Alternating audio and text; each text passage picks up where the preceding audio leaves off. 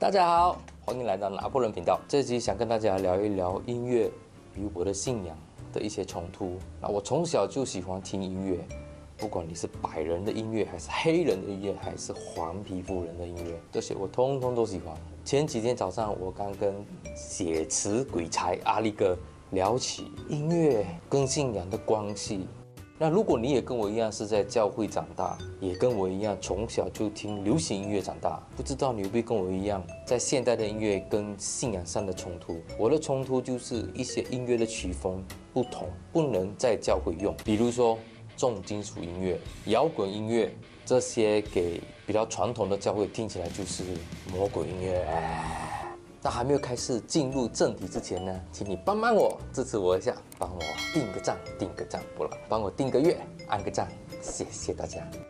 那音乐的 Wikipedia 是怎么解释哦？音乐就是指任何声音组成的艺术，音生也，生于心，有节以外，谓之音。那这句话的意思就是说，音就是声音，也是内心想象出来的声音，以致才有你的创作出外可以听到的旋律。所以音乐跟声音的区别就是，音乐是需要透过人心去想象、去创造，声音呢只是震动出来的声波而已。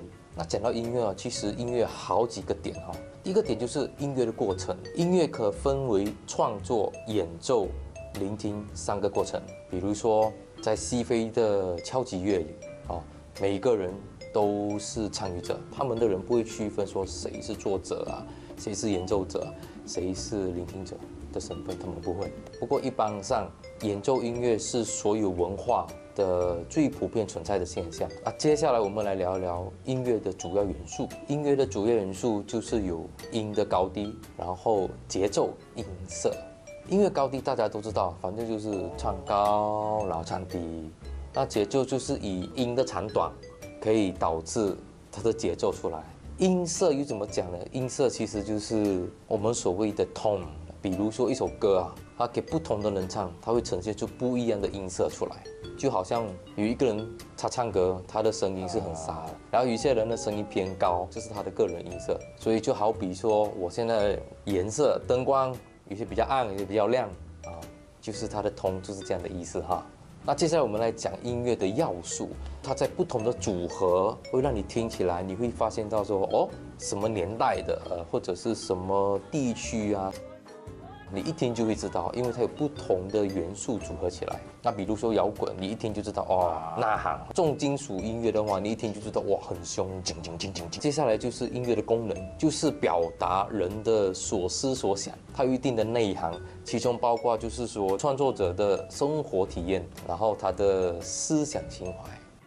比如作者写一首歌很伤心你就一听起来就觉得伤心分手了，分手快乐，祝你类似这样子接下来呢就是音乐理论，简单来讲，白话来讲就是乐理咯。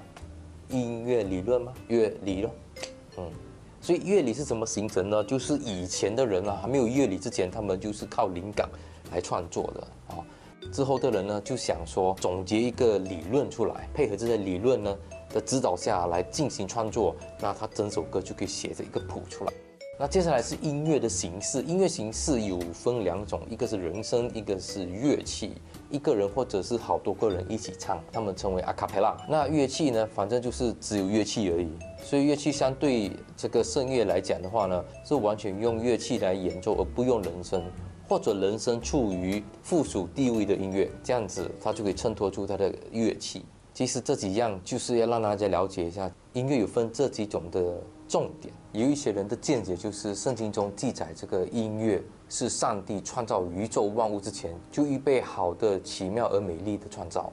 我会看到圣经约伯记48章4到7节还有说我立大地根基的时候你在哪里呢？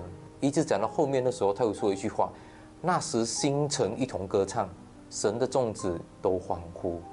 那创世纪第4章也有讲20到22节有记载说，亚巴的兄弟叫犹巴，他是一切弹奏吹箫之人的祖师说不定吉他就是那个时候出来的那圣经也有记载说，上帝指示大卫王在他殿设立一个很完整的音乐敬拜的服饰的一个制度哈。那总结来说呢，音乐是用来敬拜、赞美上帝的。这个基本观念以及这个音乐的承担那个神圣的使命啊，是我们历代基督徒都不改变的认知跟一个信念。那虽然音乐至今的起源未知可是因为它在已知的历史之前已经发生了，神造人已经把第一个乐器造出来，那就是人声。所以到了现在，教会里已经发展出不止圣乐，有钢琴、有鼓啦、吉他啦，来组合这个敬拜团的乐队。那我的一个冲突点就是特别在电子吉他。其实如果你把吉他把它弹成这个样子的话，就感觉到魔鬼音乐了。那如果你这样弹的话，就不会感觉到魔鬼音乐。其实电吉他呢，它就是可以用音效来带出这些感觉，最后就看你到底怎么用了。所以对我来说呢，音乐就像一把刀，心态好呢，拿来切菜、切肉；心态不好呢，就拿来可以伤人的。那在这么多年过后呢，我就慢慢开始了解，慢慢开始懂得在什么场合弹什么音乐，去呈现出每个场合不同的感觉。如果你也是在教会服侍有弹乐器的，没有这个冲突当然是最好。如果有这个冲突的话，你可以留言告诉我，音乐对你的影响是怎么样？干嘛我就拿这个好了，我的视频就到这里结束了，谢谢大家，我们下期见，拜拜。